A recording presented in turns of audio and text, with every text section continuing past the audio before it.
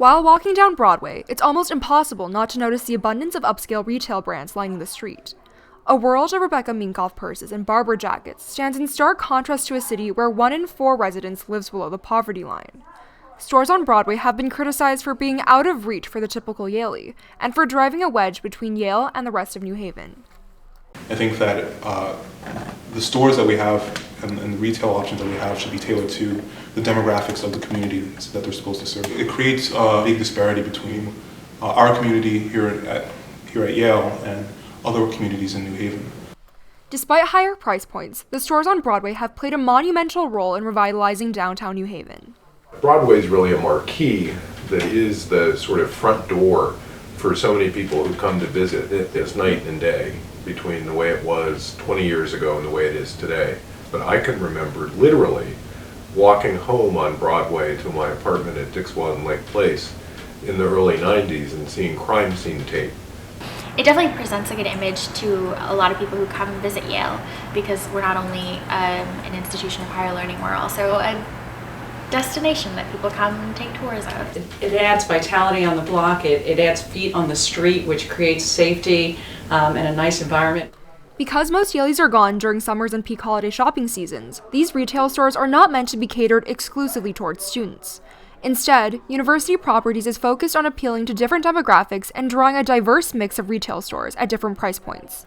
And we also look for tenants that are unique to New Haven, that really can draw people from the surrounding area to downtown New Haven. We're not just targeting this to students, it's their parents, it's the locals, and more so to the working everyday person as well. Furthermore, the retail stores along Broadway help to recapture sales and revenues that were once bleeding out to the suburbs.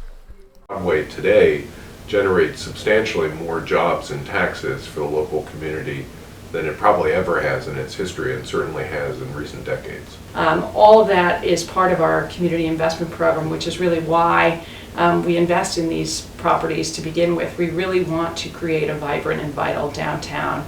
While cheaper retail options would be ideal for many students and residents, these stores tend to require large amounts of space that University Properties simply does not have. Unfortunately, we just don't have the space to accommodate those tenants. So it might be a tenant that's used to a 20,000 square foot store, and we don't necessarily have 20,000 square feet stores available in downtown New Haven. In an effort to include the opinions of residents, University Properties sends out surveys to encourage feedback and suggestions from the New Haven community. However, some students have felt like the retail decisions have not reflected the preferences that residents have expressed in surveys.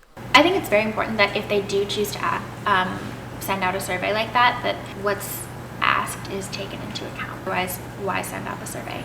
Already known as a foodie destination, cultural and intellectual hub, the myriad upscale and local retail options that have set up shop in New Haven are transforming the city. We have world-class art, we have a world-class university, we have world-class theater, we have world-class dining, and I think retail is that last leg. I think we really are getting world-class retail. For YTV, this has been Claire Liu. Founded in 2010, the competition was introduced to Yale and hundreds of other college campuses just last year. The Yale chapter of the Holt Prize aims to get students involved in global issues in social enterprise. To me, it's just the ultimate project for students who feel like they have a passion